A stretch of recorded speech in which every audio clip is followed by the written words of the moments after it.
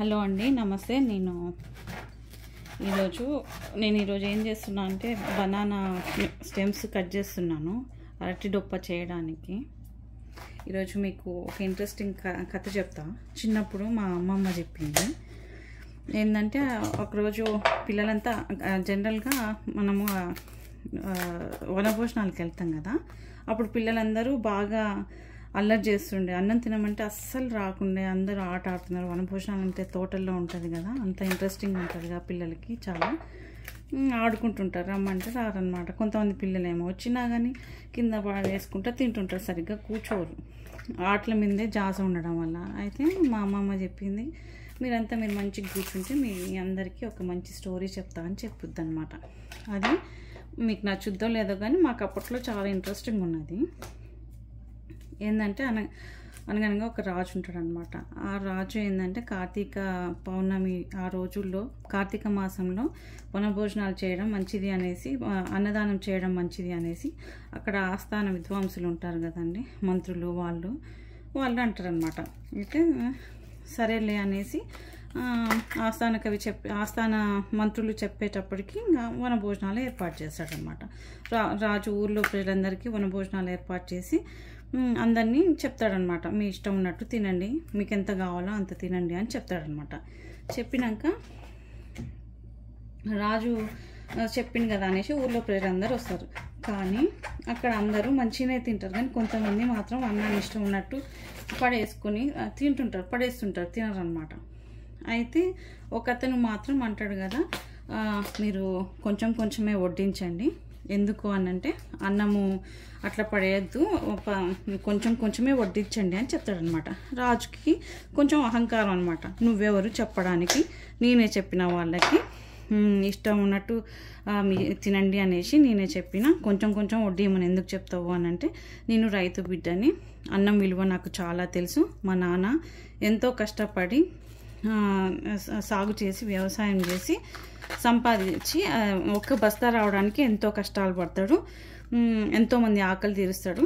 ఎంత రుచిగా ఉంటుంది అన్నం, దాన్ని పడేయడం నాకు బాధాకరం అనిపిస్తుంది అని చెప్తాడనమాట. అయితే ఎవరు కనిపెట్టినరో కానీ వాళ్ళు దేవుడితో సమానం అని చెప్తాడనమాట. చెప్పితే అప్పుడు అంటాడు కదా, ఇది నేను కొంచెం మాకు కాంపోస్ట్లో వేయడానికి చిన్న ముక్కలు చేస్తున్నా. అయితే అంటాడు కదా, ఓకే. అప్పుడు రాజు ఆలోచించి, నిజంగానే ఎంతో కష్టపడాలి కదా పాపం రైతు, నిజమే కరెక్టే, కానీ ఎవరు కనిపెట్టుంటారు ఇంత మంచి రుచికరమైన పదార్థాన్ని, అన్నాన్ని అనేసి రాజు చెప్తాడు కదా ఊర్లో ఉన్న జనాలందరికీ. ఎవరు కనిపెట్టిండ్రో మీకు ఎవరైనా తెలిస్తే నాకు చెప్పండి అనేసి అని అంటాడు అనమాట. ఫస్ట్ సైనికులకు చెప్తాడు. సైనికులంతా రాజ్యం మొత్తం తిరుగుతారు, కానీ ఎవరికి తెలియదు అనేసి చెప్తాడనమాట. ఎవరికి ఆ బియ్యాన్ని ఎవరు కనిపెట్టిండ్రో తెలియదు అనేసి చెప్తాడనమాట.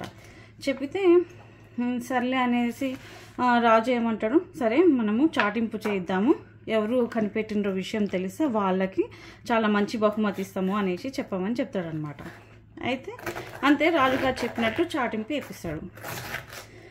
కానీ ఎవరికి అడిగినా కానీ మాకు కూడా తెలీదు ఆ ఇన్ఫర్మేషన్ అందరూ అంటారనమాట. అయితే ఒక అవ్వ మాత్రం నాకు తెలుసు రాజుగారు అనేసి అని అంటాడు. ఆ రాజుగారు అంటాడు, నీకు తెలుసా అనేసి అంటే, అవును నాకు తెలుసు, కాకపోతే నేను మీకు ఎవరు కనిపెట్టినరో అది చెప్పాలి అని అంటే మీరు మా ఇంట్లో ఉండాలి, ఒక 3 రోజులు మేము పెట్టిన ఆహారాన్ని తినాలి అని అంటారు అనమాట.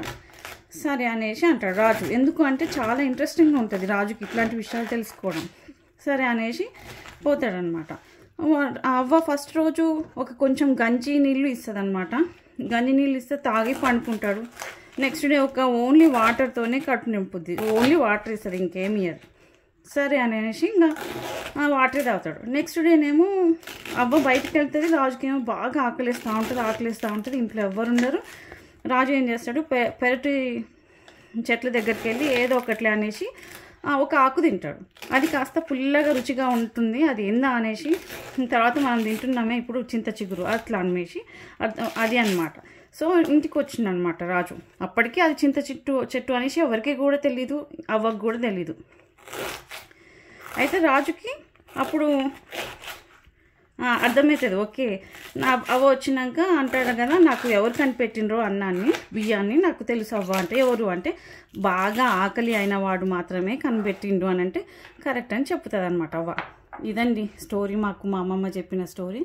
మీకు కనుక ఇది నచ్చితే please like and share and subscribe. Thank you very much. Bye.